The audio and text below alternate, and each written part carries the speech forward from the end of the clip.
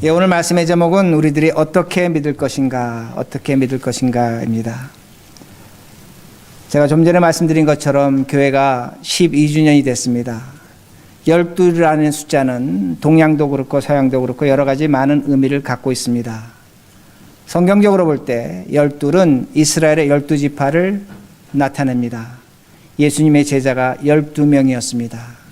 그리고 성전에 그 제단에 빵을 올려드릴 때 12개의 빵을 올렸습니다.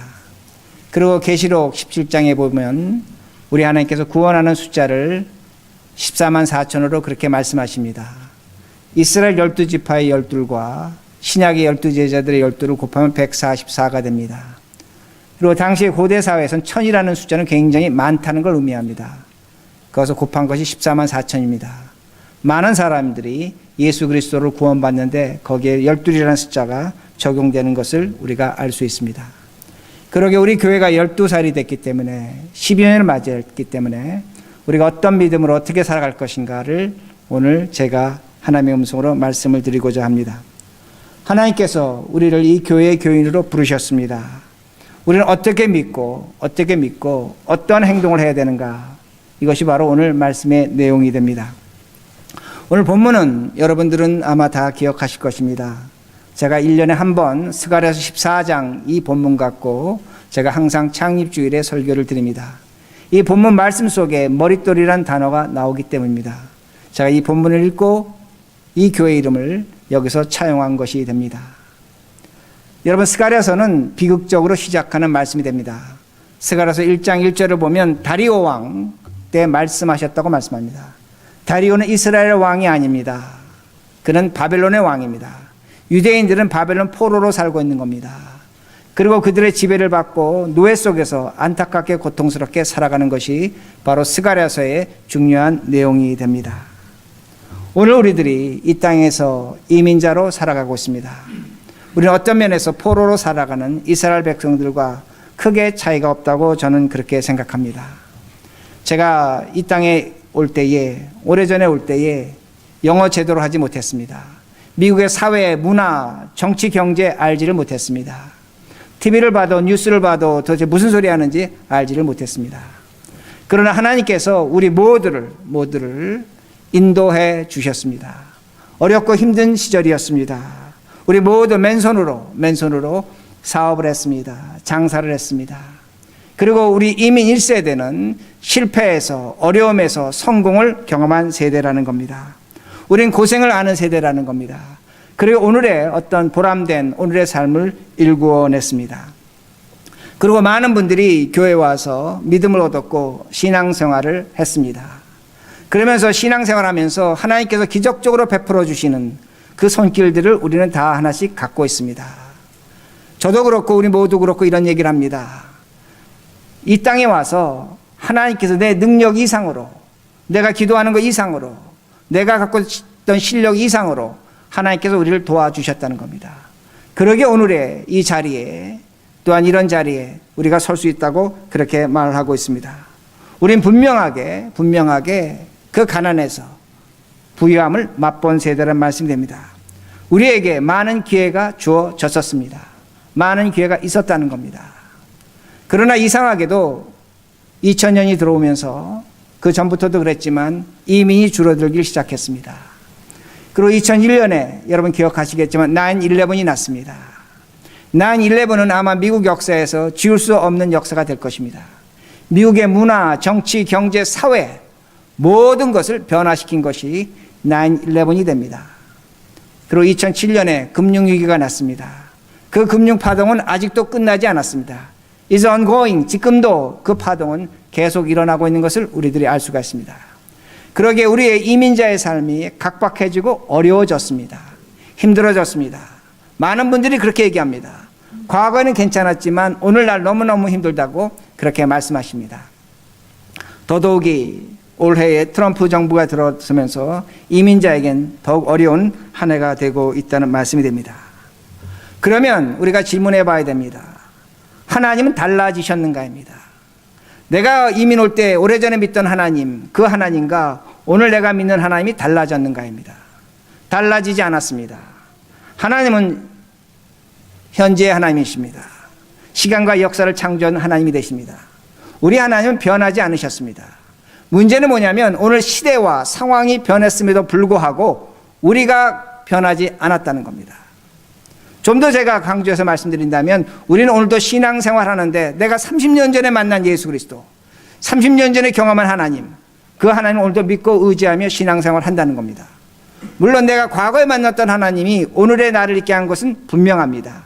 우리의 믿음이요 근본이요 초석이 되는 건 사실입니다. 그러나 하나님은 살아계신 하나님입니다. 잊지 마시라는 겁니다. 하나님은 현재 하나님입니다. 오늘의 하나님입니다. 오늘도 하나님은 오늘 우리에게 요구하신 것이 무엇이냐면 이 시대를 바라보면서 우리 자녀들을 바라보면서 세상 사람들을 바라보면서 우리들이 달라져야 한다는 겁니다. 우리의 믿음과 우리의 신앙의 태도가 달라져야 한다는 겁니다. 그래야만 우리 머릿돌교에 미래가 있습니다. 여러분 가정에 미래가 있다는 겁니다. 오늘도 우리가 과거에 내가 경험했던 그 신앙과 그 모습으로 살아가고 그걸 고집하고 살아간다면 우리 가정에 미래 없습니다. 우리 자녀와 우리의 관계는 원만하지 못할 것입니다. 부모 자식의 형식적인 관계는 존재할 것입니다. 그러나 깊은 신앙의 관계, 인격적 관계는 이루어지지 못합니다. 우리 교회가 오늘도 이 세상에 대해서 적절하게 대응하지 못한다면 우리 교회는 이민의 교회로서 사라질 수밖에 없다는 말씀입니다. 그러기에 우리들이 어떻게 신앙생활할 것인가입니다. 어떻게 신앙생활할 것인가입니다. 우리의 자녀들은 대부분 어렸을 때 이곳에 오거나 태어난 자녀들이 됩니다. 그들은 어렸을 때에 냉장고 문을 열면 먹을 것이 있었습니다. 그들은 가난과 고통을 모르는 세대입니다. 우리하고 완전히 다른 세대입니다. 그들은 이 세상에서 가장 풍족하고 자유스러운 나라에서 태어나서 교육받았습니다. 그러게 우리가 생각하는 우리가 경험했던 하나님과 이들이 경험했던 하나님은 철저하게 다릅니다. 우리는 하나님의 기적과 손길을 뼈저리게 경험하고 느꼈습니다. 우리는 교회를 의지합니다. 교회에 대한 의미가 무엇인지를 압니다. 그러나 우리 자녀들은 그렇지 않습니다. 대부분의 우리 자녀들은 교회가 그들에게 주는 의미가 우리가 갖고 있는 의미와 크게 다릅니다. 아주 낮다는 말씀이 됩니다. 왜 그런가입니다. 오늘날 이 시대를 다원주의 시대라고 말합니다. 다원주의 시대라고 말합니다. 다원주의라는 것은 절대 가치가 없는 겁니다. 모든 것이 가치를 갖고 있습니다. 정치, 경제, 문화, 사회, 교육, 종교 다 똑같은 가치를 갖고 있는 겁니다. 1000년 전만 해도 교회가 가장 큰 가치를 갖고 있었고 하나님의 말씀이 가장 큰 절대 잣대였습니다. 그러나 이 시대는 그렇지 않다는 겁니다. 이 시대는 모든 것이 똑같은 가치와 의미를 갖고 있는 시대라는 말씀입니다. 그러게 종교적으로 봐도 여러분들이 우리가 비록 하나님을 믿는다고 하지만 세상은 불교 신자나 이슬람이나 똑같이 취급합니다. 우리와 다르게 취급하지 않는다는 겁니다. 똑같이 취급한다는 말씀입니다. 가령 여러분들이 여러분 자녀들에게 이렇게 말할 때가 있습니다. 여러분의 의도는 저는 너무나 잘 압니다. 저도 그랬습니다. 예수 그리스도만 진리의 종교고 다른 종교에는 구원이 없다. 그러기에 하나님을 믿어야 된다. 분명히 맞는 얘기를 했습니다. 그러나 우리 자녀들은 그 얘기를 들으면 반드시 반발합니다. 반발합니다. 왜 반발하는가입니다. 그들의 믿음이 없어서 그런 거입니다. 그렇지 않습니다. 세상과 학교에서 그들에게 뭘 가르쳐 주냐면 모든 종교는 똑같다고 가르쳐 준다는 겁니다. 만약에 우리가 기독교만 진리라고 이야기하는 순간 걔네들은 어떤 생각을 하냐면 백인이 황인종보다 흑인보다 우월하다고 그렇게 생각할 수밖에 없다는 겁니다. 지금 세상은 우리 자녀들이 학교에 가면 배우는 것이 뭐냐면 황인종, 흑인, 백인 똑같다는 겁니다. 동등하다는 겁니다. 교회도 마찬가지입니다. 이슬람, 불교, 유교, 기독교 똑같다고 그들은 배우고 있다는 말씀입니다. 이것이 우리가 사는 미국입니다. 미국은 굉장히 사회적으로 정교한 시스템을 갖고 있습니다. 미국은 종교의 자유를 허락합니다.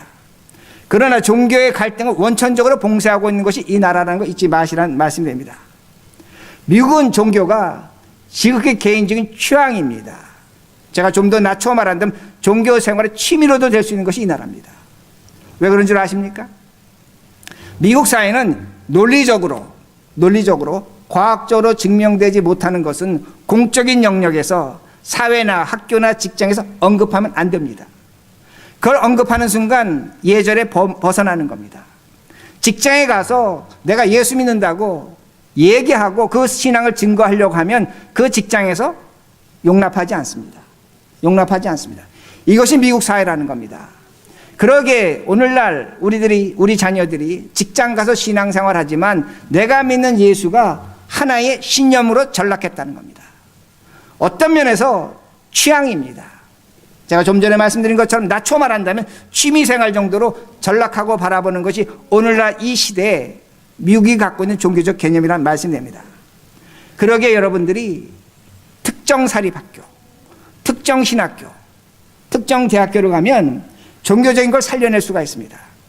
그러나 여러분들이 다니는 대부분의 공립대학교나 심지어 사립대학 가보면 과거에 채플에 예수 그리스도의 십자가가 걸려 있었습니다. 그러나 그 십자가는 한 구덩이에 걸려 있습니다. 다른 한 곳에는 불교의 그 석가의 모습이 있고 이슬람의 상징이 있는 것을 우리들이 얼마든지 볼 수 있다는 겁니다. 이것이 바로 이 시대에 우리 자녀들이 또한 우리들이 살아가는 시대란 말씀입니다.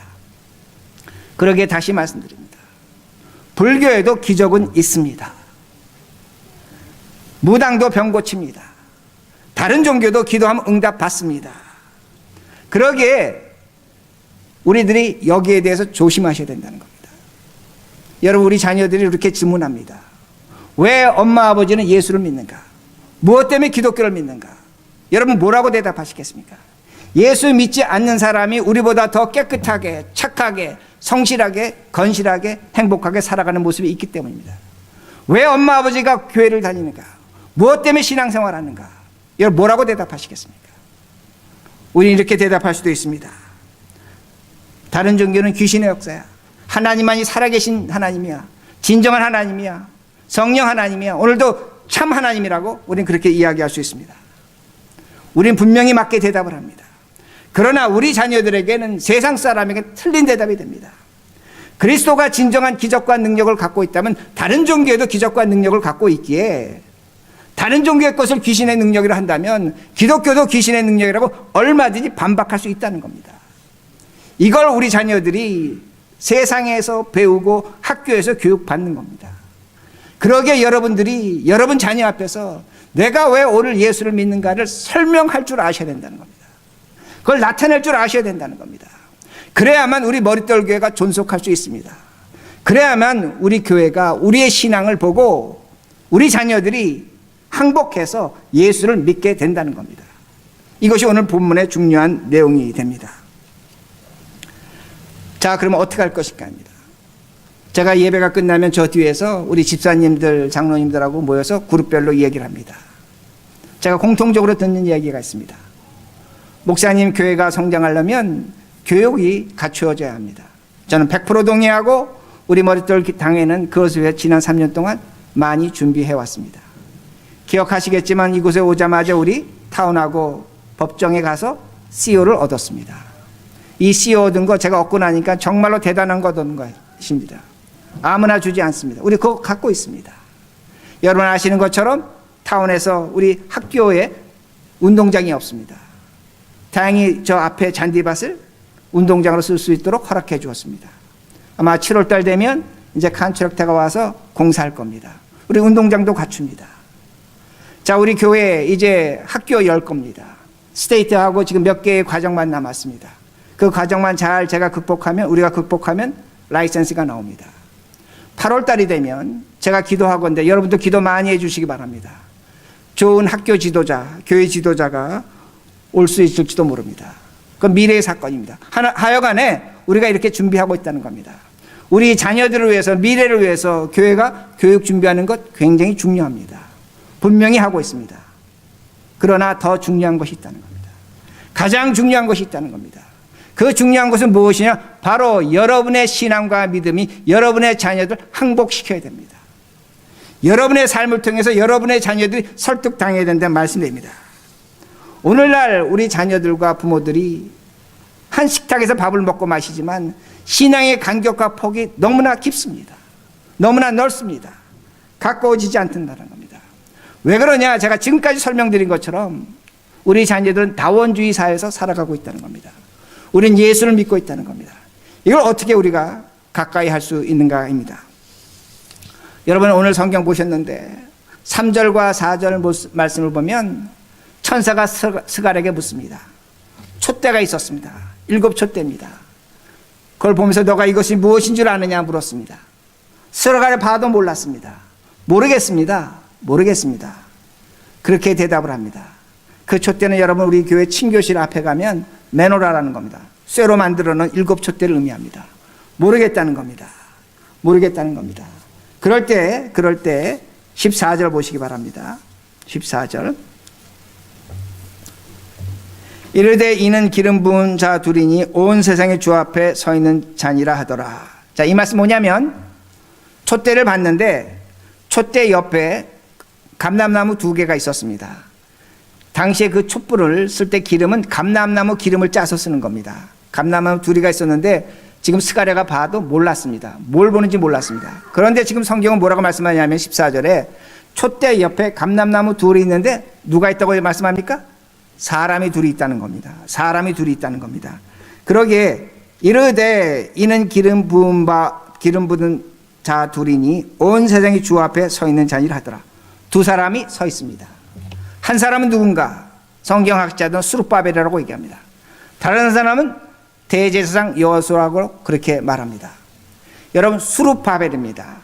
수룹바벨이라는 거 풀면 바벨론의 아들입니다. 근데 바벨론은 하나님의 원수입니다. 하나님의 적입니다. 계시록에 보면 나옵니다. 하나님의 원수의 아들이라는 겁니다. 하나님 원수의 아들이 지금 감람나무 옆에서 성전에 불 밝히는 기름을 제공하고 있다는 겁니다. 다른 한 사람 누구냐면 대제사장 여호수아입니다. 스가랴서 3장을 보시면 너무나 더러운 죄를 많이 졌습니다. 추악한 죄를 졌습니다. 사탄이 그를 조롱합니다. 근데 그가 하나님께서 용서하십니다. 근데 그렇게 죄 많이 진 자가 감람나무 옆에서 기름을 제공하고 있는 것을 지금 성경이 보여주고 있다는 겁니다. 이 수룹바벨과 대제사장 여호수가 누구인가입니다. 오늘날 우리라는 겁니다. 우리가 수룹바벨과 같은 사람입니다. 악의 자식이었습니다. 그러나 예수 그리스도로 말미암아 하나님의 자녀가 됐습니다. 대제사장 여호수아와 같습니다. 죄가 많고 씻을 수 없는 죄가 있지만 하나님의 용서하심으로 말미암아 오늘 예배를 드리고 있다는 겁니다.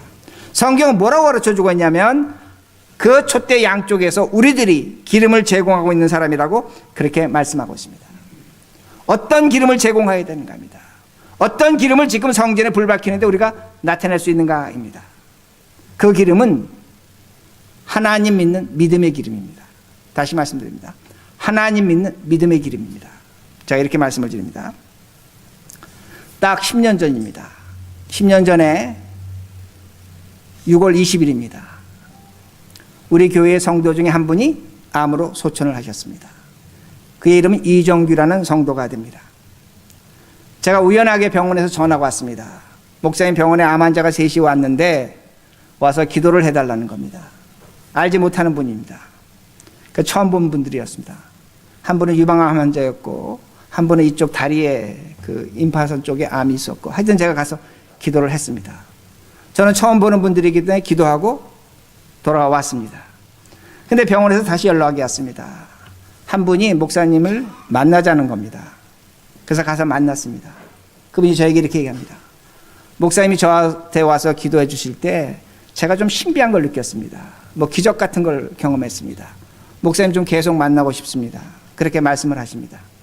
근데 저는 그때 교회가 생긴 지 2년도 됐고 목회한 지 얼마 되지 않아서 그런 게 굉장히 서툴렀습니다. 저도 좀 당황을 했습니다. 근데 지금 생각해 보면 아마 하나님께서 그분에게 믿음을 주시려고 아마 그런 일을 나타내신 것 같습니다.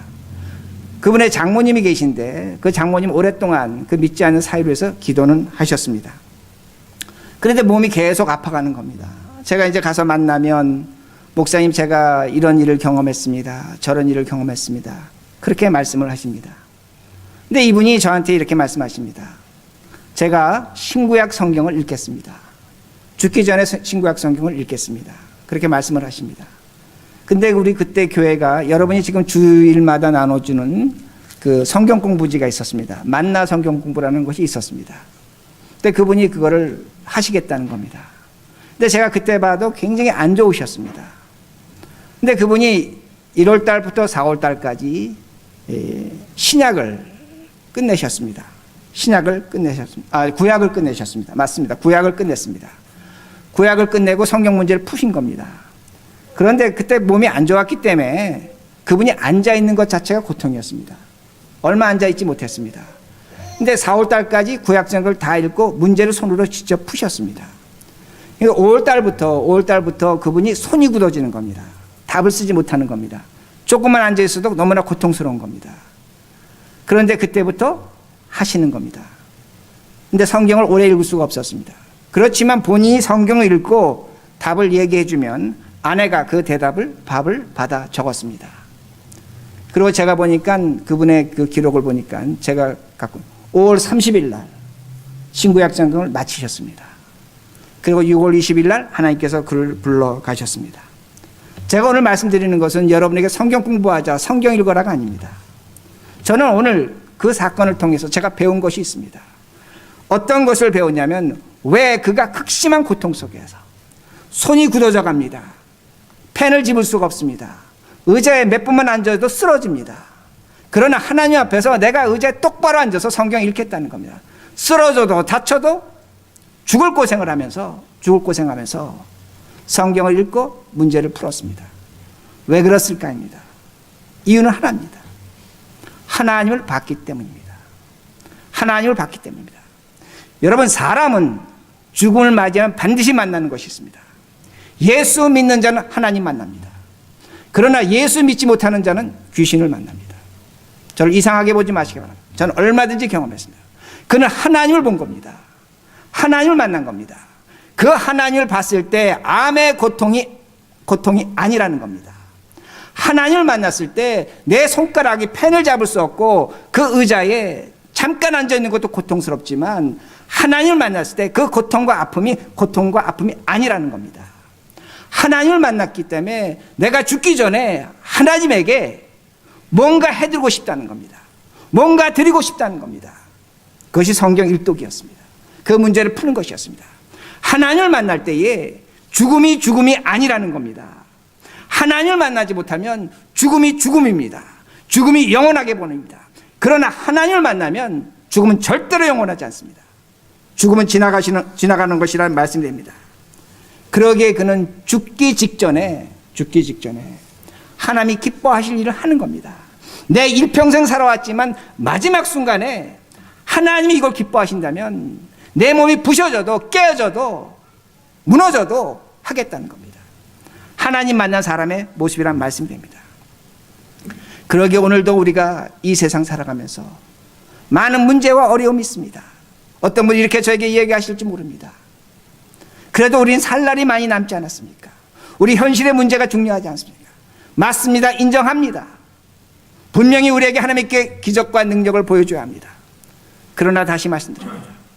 하나님을 만나면 오늘 내 기도가 응답되고 응답되지 않는 것 전혀 중요하지 않습니다. 하나님 만나면 오늘 내가 내 삶에 사는 것으로 만족합니다. 나에게 태산 같은 문제가 있지만 하나님 만나면 그 태산이 아니라는 겁니다. 문제가 아니라는 겁니다. 오늘날 가장 큰 문제는 뭐냐면 하나님을 만나지 못한 것이 문제라는 겁니다. 하나님을 만나면 문제가 아니라는 말씀이 됩니다. 저는 이것을 그분으로부터 봤다는 겁니다. 그러기에 여러분, 오늘 우리가 머릿돌기가 창립 15년이 됐습니다. 빈자리도 있고 교회가 약한 것 같기도 하고 우리가 어떻게 하면 교회를 성장시키고 어떻게 하면 우리가 하나님께 영광 돌릴 수 있는가 여러분 생각하십니다. 간절히 부탁드립니다. 하나님 만나시기 바랍니다. 여러분이 하나님을 만나실 때 여러분의 자녀들이 여러분 앞에 설득당합니다. 세상은 우리에게 항복할 수밖에 없다는 말씀이 됩니다. 오늘 우리 아이들이 유아세례 받습니다. 아이들이 감기 걸리고 아프면 보채입니다. 다른 사람들이 안고 있으면 보채입니다. 끝까지 옵니다. 그러나 엄마가 와서 안아주면, 아빠가 와서 안아주면 울지 않습니다. 하나님이 함께 하시는 겁니다. 하나님이 함께 하시면 내가 갖고 있는 문제가 사라지는 겁니다. 없어지는 겁니다. 하나님이 함께 하시면 그 문제 속에서 하나님의 감사와 영광이 드러난다는 말씀이 됩니다. 오늘날 다원주의 시대입니다. 오늘 우리 자녀들은 세상에 나가면 예수 믿는 거나 불교 믿는 거나 이슬람 믿는 거나 똑같다고 얘기합니다. 여러분들이 그들에게 무엇을 가르쳐 주시겠습니까? 여러분이 갖고 있는 돈으로 가르치시겠습니까? 여러분이 갖고 있는 지식으로 가르치시겠습니까? 절대로 못 가르칩니다. 내가 만난 하나님, 그 하나님을 통해서 오늘 내가 살아가는 그 모습 속에서 그들은 이 다원주의 속에서 하나님을 분명하게 만납니다. 그럴 때 그 가정이 가정이 되는 겁니다. 그럴 때 그 관계가 인격적 관계가 되고 부모 자식의 관계가 된다는 말씀이 됩니다. 그럼 우리가 이런 믿음 어떻게 가질 것인가입니다. 어떻게 가질 것인가입니다. 6절과 7절입니다. 6절과 7절. 만군의 여호와가 말씀하시되 이는 힘으로 되지 아니하고 능으로 되지 아니하고 오직 나의 신으로 되느니라. 큰 산아 내가 무엇이냐? 내가 수룹바벨 앞에서 평지가 되리라. 그가 머릿돌을 내어놓을 때에 무리가 외치기를 은총이 그에게 있을지어다 하리라 하셨고, 바벨론 왕 고레스는 수룹바벨을 예루살렘 성전을 짓는 건축 책임자로 보냅니다. 수룹바벨은 꿈을 가졌습니다. 하나님의 성전을 세운다, 교회를 세운다, 기쁜 마음으로 고향에 갔습니다. 그런데 사람들이 도와주지 않습니다. 사람들이 자기 살 것이 바쁩니다. 돈이 없다고 합니다. 협조를 하진 않습니다. 방해만 합니다. 20년 동안 성전을 짓지 못했습니다. 수룹바벨이 너무나 낙심이 됐습니다. 하나님께서 그에게 말씀하시는 겁니다. 수룹바벨아, 내가 짓는다. 하나님의 신 성령이 짓는다. 그리고 너를 방해하는 사람들에게 분명히 내가 보여줄 거다. 하나님의 살아계심을, 성령의 역사를 보여줄 것이다. 그 교회에 머릿돌이 올라갈 때, 예수 그리스도가 세워질 때 그들이 하나님을 찬양할 것이라고 그렇게 말씀하십니다. 그러게 다시 말씀드립니다. 수많은 문제와 어려움이 있습니다. 여러분 생각해 보시기 바랍니다. 20년 동안 수룹바벨이 성전을 짓지 못합니다. 얼마나 낙심되고 얼마나 절망스럽고 얼마나 괴로웠겠습니까? 그도 사람입니다. 왜 절망하지 않았겠습니까? 그러나 마음 한구석에 무엇이 있었냐면 하나님을 믿는 믿음과 희망과 저 성전을 짓겠다는 꿈이 있었습니다. 그럴 때 하나님께서 나타나신 겁니다. 내가 짓겠다는 겁니다. 그러게 다시 말씀드립니다. 하나님 만나시기 바랍니다. 하나님 찾으시기 바랍니다. 하나님 구하시기 바랍니다. 여러분이 갖고 있는 고통과 문제, 아픔은 지나가는 겁니다. 절대로 영원하지 않습니다. 갚버리는 겁니다. 바람과 같은 겁니다. 사람 지나가는 나그네와 같은 것입니다. 우리에겐 죽음도 지나가는 것입니다. 절대로 영원하지 않습니다. 오로지 영원하신 하나님, 성령 하나님께서 우리에게 찾아오십니다. 그리고 하나님 말씀하시는 겁니다. 내가 짓겠다는 겁니다. 내가 세우겠다는 겁니다. 너를 방해하는 자들을 내가 평지로 만들어버리겠다고 그렇게 말씀하십니다. 그러기에 이 믿음 가지시라는 겁니다. 여러분이 이 믿음 가지시라는 겁니다. 이 하나님 믿으시라는 겁니다. 어떻게 하면 믿을 수 있는가 합니다. 우리가 믿어서 믿어지는 것이 아니라는 겁니다. 마태복음 16장 18절에 뭐라고 말씀하냐면 음부의 권세가 너희를 이기지 못한다고 말씀합니다. 잘 믿고 들으시기 바랍니다. 성령 하나님께서 우리 안에 계십니다. 여러분이 우리 안에 있는 하나님만 만난다면 세상은 우리를 절대로 이기지 못합니다. 이걸 주께서 말씀하십니다. 요한복음 17장 20절에서 21절 이따 집에 가서 찾아보시기 바랍니다. 예수님께서 이렇게 말씀하십니다. 제자들아, 베드로야, 내 말을 들어라. 내 말을 들어라. 내가 너희들을 위해서 기도하겠다. 그러나 내가 누구를 위해서 기도하냐면 너희들로 인하여 믿은 자들을 위해 기도하겠다고 말씀합니다. 우리를 위해 기도하겠다고 말씀하는 겁니다. 예수님이 뭐라고 약속하셨냐면 우리를 위해 기도하겠다고 말씀하셨습니다. 그리고 그 다음에 아주 중요한 얘기가 나옵니다. 하나님이 내 안에, 내가 하나님 안에. 예수님이 그렇게 말씀하십니다. 그러면서 그 다음에 뭐라고 말씀하십니까? 너희들이 하나가 되면 내 안에, 하나님 안에 있다고 말씀합니다. 다시 제가 어떻게 말씀드릴 수 있냐면 오늘 우리 안에 하나님 계십니다. 아멘. 오늘 우리 안에 예수님 계십니다.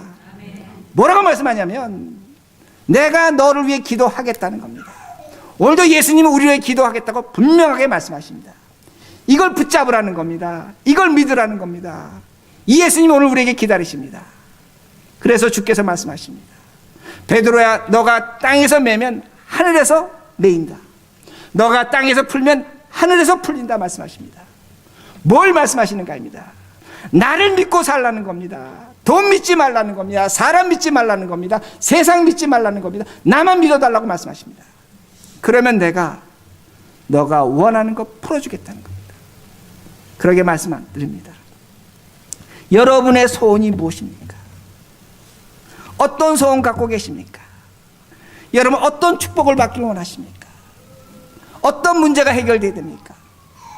무엇이 여러분 앞에 태산같이 놓여 있습니까? 답은 하나입니다. 예수 그리스도입니다. 예수 그리스도가 내 안에 축복이 되어야 됩니다. 예수 그리스도가 내 안에 위로가 되어야 됩니다. 예수 그리스도가 내 안에 문제에 계신 예수 그리스도가 되어야 된다는 겁니다. 그래야만 사는 겁니다. 그래야만 우리 자녀들이 우리의 신앙을 보고 항복합니다. 이 세상이 우리를 보고 항복합니다. 그래야만 머릿돌 교회가 미래가 있다는 겁니다.